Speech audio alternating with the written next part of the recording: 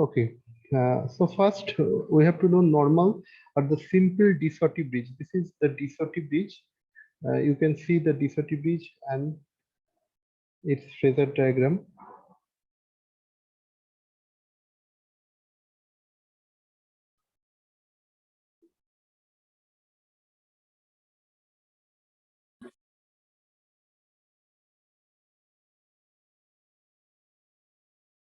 Okay, this is de Sauty bridge. Now you can see in de Sauty bridge, this is the unknown capacitance. Okay, this is this is C1, and this is the unknown capacitance, and this is the known capacitance. But here is no this is unknown.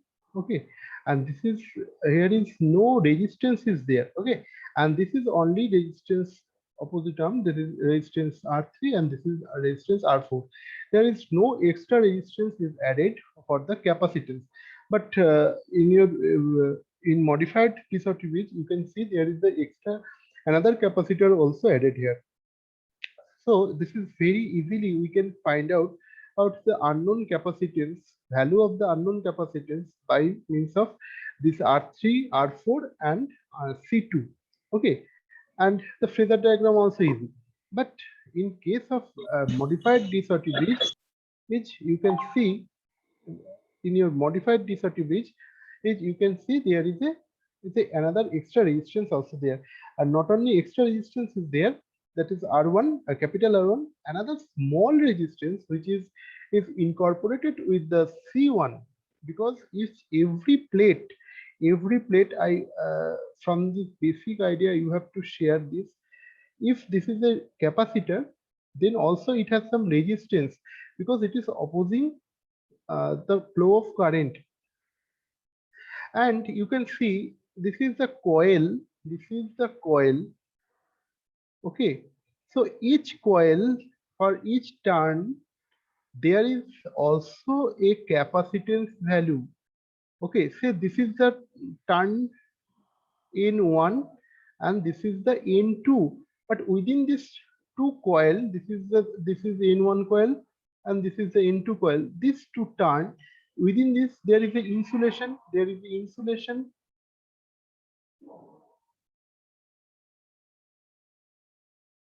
There is the insulation. So what happens? There is the insulation, there is the flow of current. So here a capacitance also incorporate, very small, but there is a capacitance. So everywhere we can find it. So we have to consider. Then we can find out the accurate value. That's why it is required. And now, how could we calculate the value? We can see. We know the E1 equal to E2 and E3 equal to E4. Look, in this case, E1 equal to E2 and E3 equal to E4. Okay, we know, look, first condition here, E1 equal to E2 and E3 equal to E4, or you can say opposite multiplication equals to opposite multiplication. Just like you can say this is one condition. Second condition is that is Z1 into Z4 equal to Z2 into Z3. Just this is very easy. Look, opposite arms multiplication equal to opposite arm multiplication. One is here, opposite arm is here. So opposite arm multiplication equal to opposite arm multiplication. This is the opposite arm multiplication equal to opposite arm multiplication. Okay, so this is the easy way to remember. Or you can see this is the E1 equal to E1 equal to E2. Why this is E1 equal to E2? Because if this is a potential, I have given you this example very well. This is the tank at the upper section. This is the tank at the lower section. If this is a pipe is connected, if water line supply line is connected, then water will starting to flow. But two tanks are at the same level. If water line is connected, pipe is connected, then no flow will occur. So this is the potential difference. If E1 equal to E2 means the potential difference over B and potential difference over D, B and D is equal, then no current will flow through this deflector.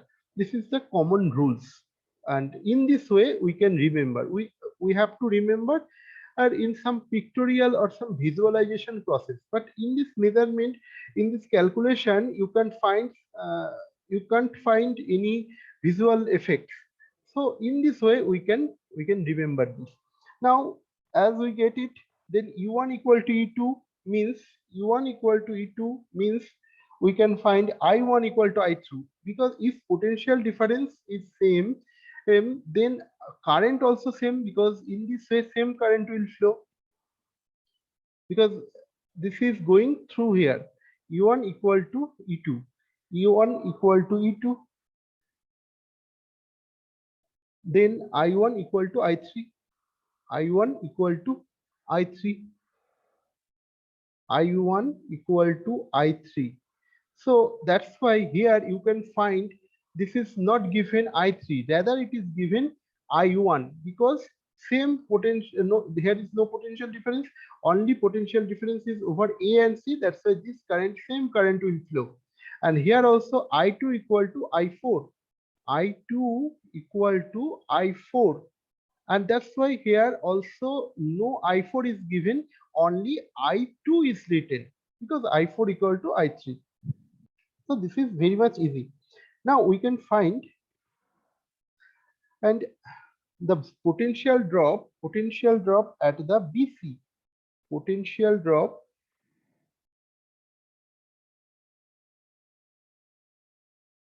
at BC equal to I3 and I3 and R3, and we can see this is, so I1 R3,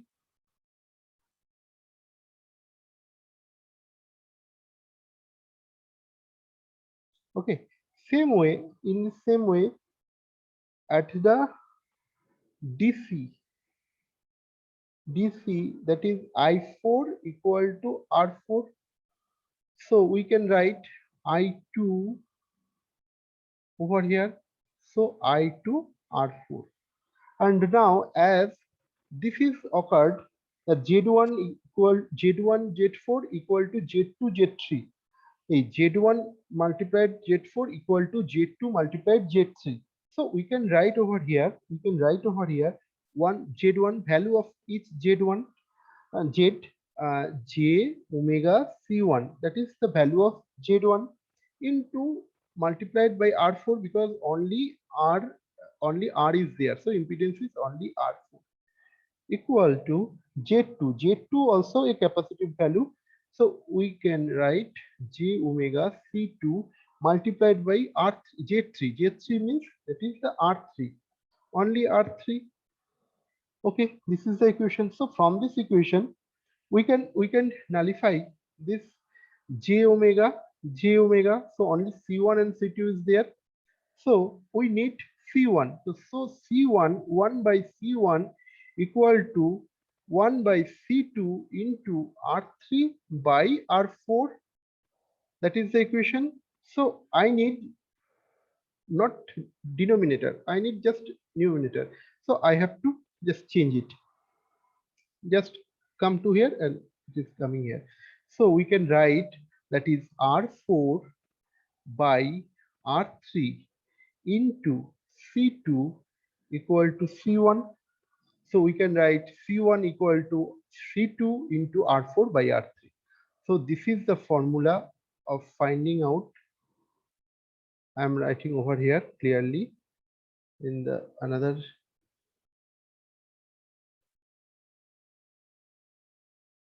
Okay, so we can write C1 equal to C2 into R4 by R3. This is the workout formula for the finding out the unknown capacitance value of the C1. This is C1. Okay, guys, I think you can understand this. And now these items are required for this equation is required for presenting phasor diagram. Now we are going for the phasor diagram.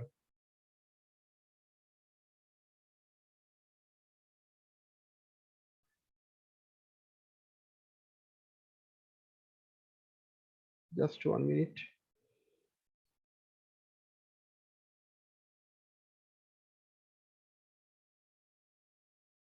Okay, okay. I'm going for the new file.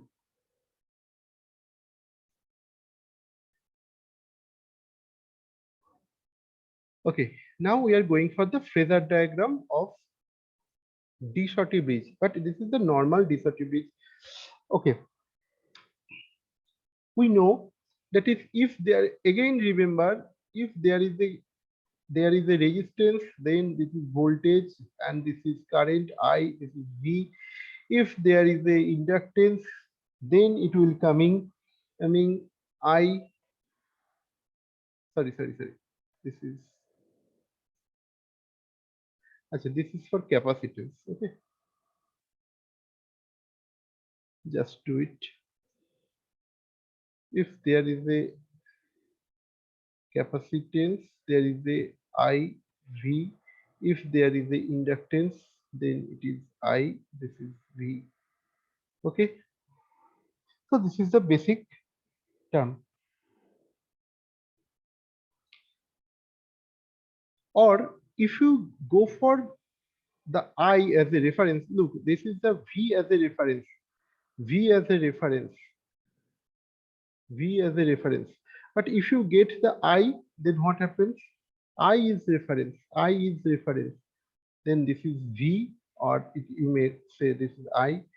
And if I is there, I is there as a reference, then V is there. If I is there,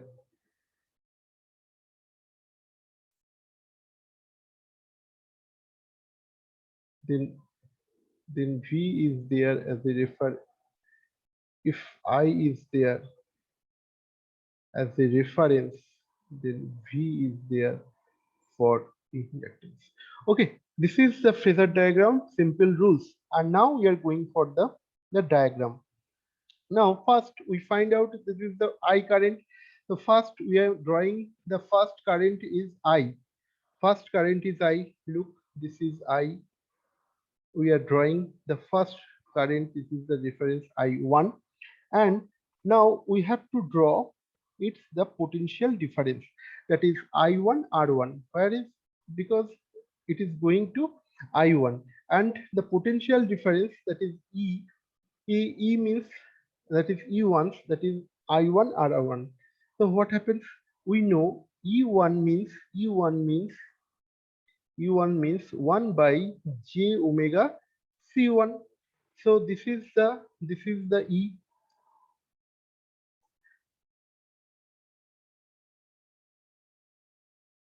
into this is I1. So we are getting this over here. We are getting E1, and we know E1 equal to E2. We have already derived that is E1 equal to E2 and E3 equal to E4. Okay, so whenever we get that is the IE1, then we are also ready to write this, that is the E2 also. E2 is also, so 1 by j omega C2. So this is over here. So and E2 is multiplied by I2, because this is the impedance and this is the current. So potential difference or the potential drop, not difference over here, this is the potential drop or the voltage, that is potential drop over, this is the Z impedance and the current multiplied with. Now we get this. So this is the E1 equal to E3 where the I is there. Okay. And that is the I1. Okay. And we are getting, so I1 is there. Look here, I1 and I3 is equal. So we can write I1 equal to I3. I1 equal to I3. So this is the I1, I3. And you also know that is E2, I2. I2 also flowing over here. So I2 is just I4 because I2 is just I4. Otherwise, we at the balance condition, always at the balance condition. Balance condition. Okay. So this is the I1 equal to sorry, this is the I1. Here is the I2 equal to I4 and this is the I1 equal to I3. Okay. So whenever I got this I1 and I2, then also I have to write the E3 and E4 because I1 equal to E3. So we get the E3 because E3 is just a resistance. So E3 equal to I3 into R3 where I3 is equal to I1 into R3. So we put down over here into R3, E2 into R3 equal to the E3, E3 and E4 is just I4 into R4 where I4 is the just equal to I2. So this is we can write this is this is also E4 multiplied with R. Okay, this is the E3 and E4 and this is the E1 and E2. Now this is very simple and the resultant E is just summation. This is the E. This is the E. Okay, I'm doing very broad. This is the E.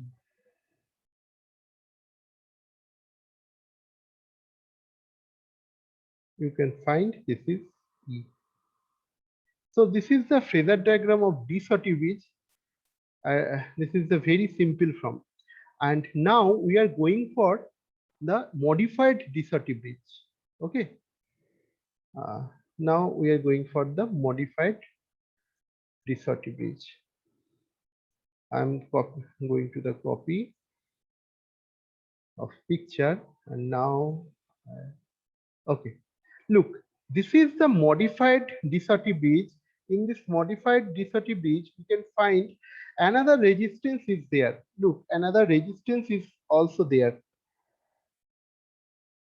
Here is another resistance R1 is there, and not only that, a small R1 also incorporated because this small R1 is the resistance of the capacitance.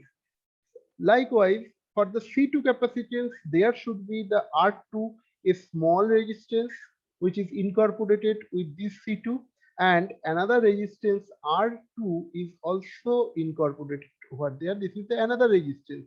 This is added, but this R2, small R2, it is not added. It is the itself a resistance of the capacitor.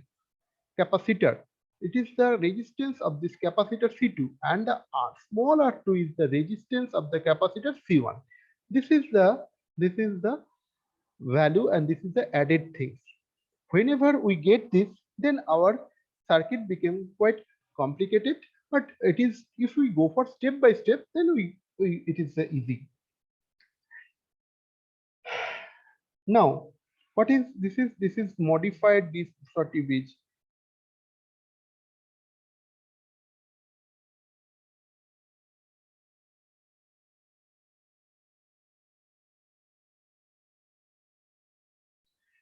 Modified de-Sauty bridge. And what is this R small r1 and small r2? Actually, this is the resistance of capacitance. But where the resistance of capacitor is produced? This is the dielectric losses in this capacitor. This is dielectric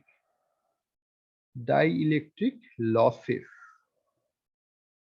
Okay, this is the actually this incorporate small r1 and small r2 with this capacitance C1 and C2. Now we are going for the calculation.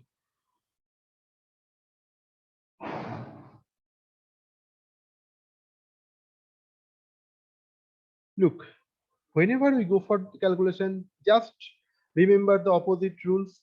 Just Z1 Z4 equal to Z2 into Z3. Don't need to use this multiplication. I just remember. Okay, so this is the rules. So one by one going for the steps. Now, what is the Z1? Just remember the Z1. What is the Z1? Z1 equal to nothing but, look, this capital R1, this small r1, then we are going for 1 by j omega c1. What is the z2? Z2, look, Z2 is just like this, R2 plus small r2 plus 1 by j omega c2. And what is the Z1? We get Z1. And now Z4 is nothing but a R4. That is R4. And what is the Z3? Z3 is nothing but a R3. So just, okay, this is the impedance, and we know this is multiplied. This is, so we are going for the calculation. That is R1. We are going for this R1 Z1 equal to Z3. Sorry, Z1 Z4 in equal to Z3. That is Z3 Z2. That is Z2 Z3. So R1 and plus small r1 plus 1 by j omega c1 into, that is Z4 means that is R4. That is Z2 means R2 plus small r2 plus 1 by j omega c2 into capital, what is this? This is R3 means Z3. Okay, now equating at the real and imaginary part, we have to equating first multiplication, then equating. We are getting, that is R1 capital R4 plus small r1 capital R4 plus R4 by j omega c1, that is R2 R3 plus small r2 R3 plus R3 by j omega c2. Now we are just equating the real part and the imaginary part, differentiating. So from this part we can getting this part is the real part, this part is the real part, and this part is the imaginary part. Okay, so real part and real part. So we are getting R4 as a common factor. R4 equal to R1 plus small r1 equal to R3 into capital R2 plus small r2. Okay, this is value. So from this we can find out the ratio of the arm, that is R4 by R3. Okay, and if we want to know the value of capacitance, then we are going for the imaginary part. Look, this is R4 by j omega c1 equal to R3 e j omega c2. Remember this equation. I am not complete this. We can put this value, because R4 by R3, what happens? We can see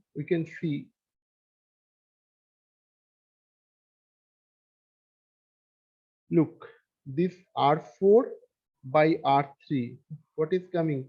This is R2 plus small r2 divided by capital R1 plus small r1. And now we are going to the calculation over here. Then what happens? This is coming over here. So just coming over here, just R4 by R3 equal to j omega C1 by j omega C2. We just nullify this omega, j omega, then we get C1 by C2. We want to know the value of the unknown capacitor C1. So what happens? That is coming, I am writing over here, Look, this is the value, this is C1 over here and C2 is coming over here. And so C1 equal to C2 into R4 by R3. Now we can get the value of C1 by the C2 value. This is the known value, R4 value, this is the known value, and this is the R4, R3. This is the also known value. So with this known value, we can find out the C2. But we can also find this C2 R4, and we know the value of the R4. R4 is the R2 plus this small R2, and R3 is the R4 R1 plus small R1. In this way, we can also find the value of these. Okay, so we can also write C1 equal to C2 into R4 means that is R2 plus small r2, that is the value of R1 plus small r1. If we want to know the value of this, then we can find out, or because this value is known to me, this value is known to me, and this value is coming from here. So from this we can find the value of this. Okay, putting this value. So in this way we can going for the unknown value. Now we need to draw the phasor diagram, but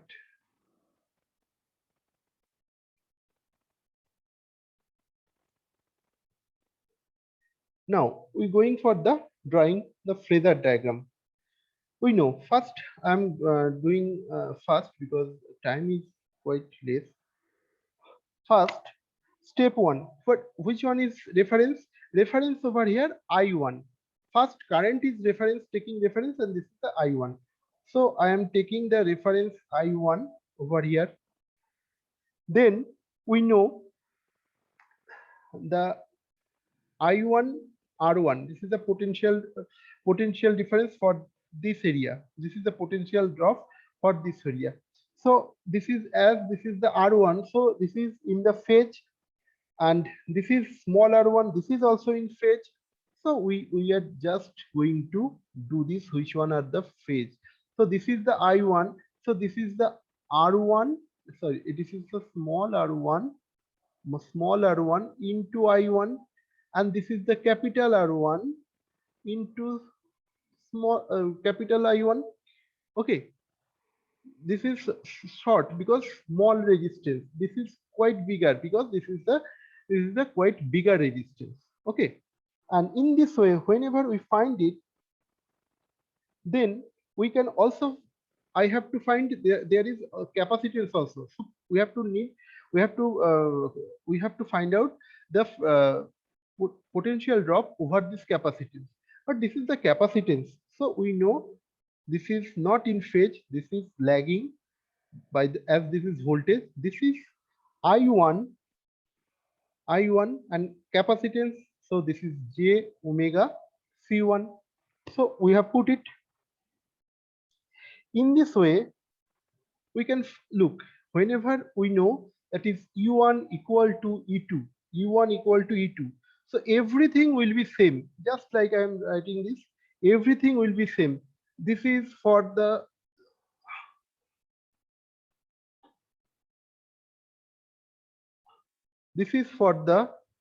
capital R2, this is capital R2, this is for the I2, this is for the capital R2, this is for the I2, and I1 equal to I2 because potential difference is going to same.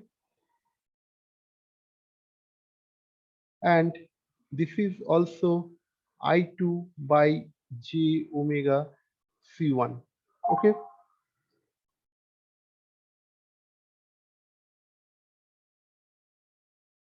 In this way we can find out these things. Now one by one, this is small r1, this is omega c1, this is for the omega c1, means ec1 over here, and in this way, because r is there, I1 is there, so we just differentiating, we can write this is r1, this is look, this is coming over here,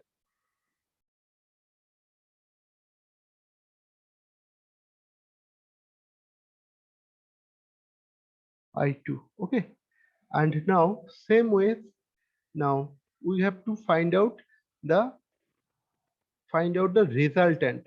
Look, this is for the capacitance, this is for the capacitance. Why this is for the C1? Because C is incorporated with C and R. So potential drop over C and potential drop over R1 I1. So this is total summation, is vector summation is EC1. If we can write, just differentiating, this is over here R2 and I2. We are just changing over. Okay.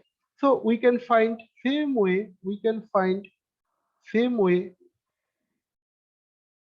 this is EC2, okay, and the resultant I1 and R2. Look, here is,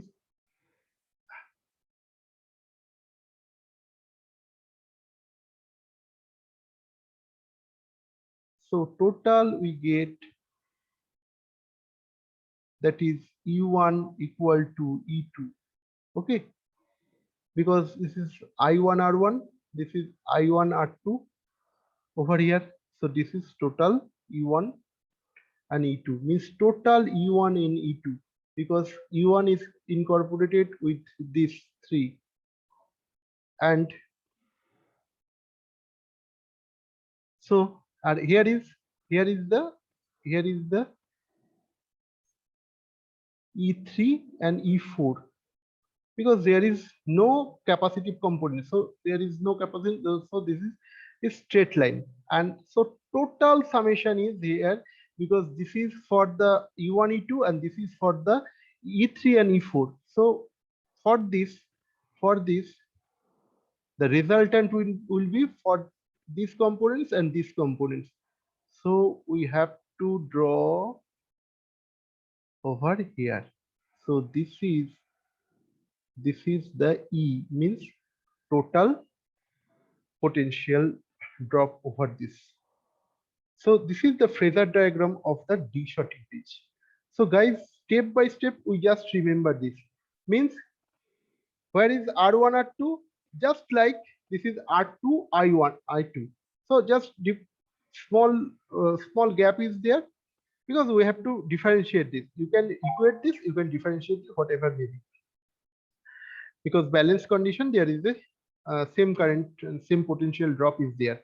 So you can write over here, you can write over here. But for expression, because if we write over here same point, then we will not identify one was which one is R1 and I1 and which one is R2 I2. So that's why we are just going to differentiate it, and then we can easily find out this. So this is the phasor diagram of D-Schottky bridge. This is the modified D-Schottky bridge. Okay, MOD.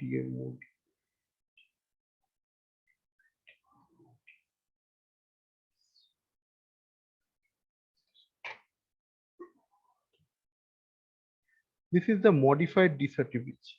So guys, if you have any question, you may ask me, because the last class this diagram was not completed due to very less time is there, and now I think you can understand how to draw the phasor diagram. If you have any question, you may ask me, anyone, because time is very less, and I will give some assignment where you can find how to how, which type of questions are there, and how to draw the phasor diagram also there, step by step. Guys, if you have any question, you may ask me. Only 2 or 3 minutes there.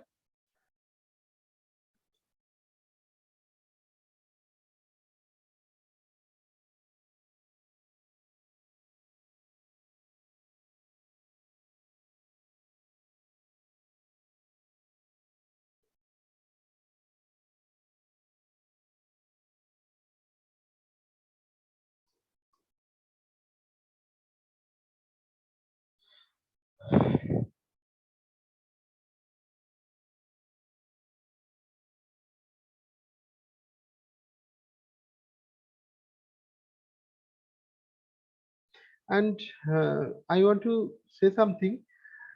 Why this phasor diagram is very much important. Why I am telling this? Maximum in your university questions, uh, you might be get some phasor diagram, and if you give some phasor diagram, then you get full marks. But in case of any a competitive exam, and just like GATE, there you can find some questions are asking which is based on this phasor diagram. Okay, so phasor diagram concept should be very clear. Otherwise, this type of question, very easy question, but you can understand the what they want to ask. In exam, how questions will be asked? Actually, in your internal exam, there will be asked only 25 marks. This is the short type questions and 2 marks broad type question. But in your university question, there will be 20 marks questions. But 20 marks questions are divided into many parts. Okay.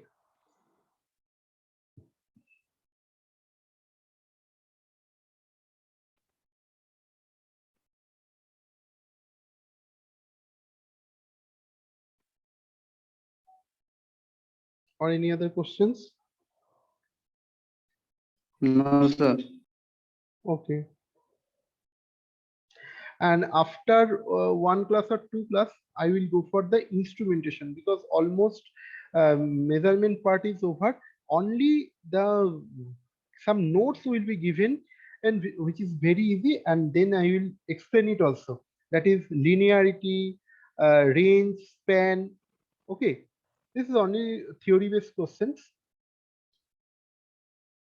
Once you read this accuracy, first module, this is accuracy, point accuracy, precision, static in sensitivity. These are the point. You just read this, then I will explain which one is used for this with particular example. Okay. Okay, guys. I think I should close this because next class is started at the 9:50. Okay, thank you.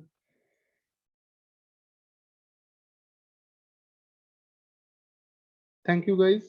Have a nice day.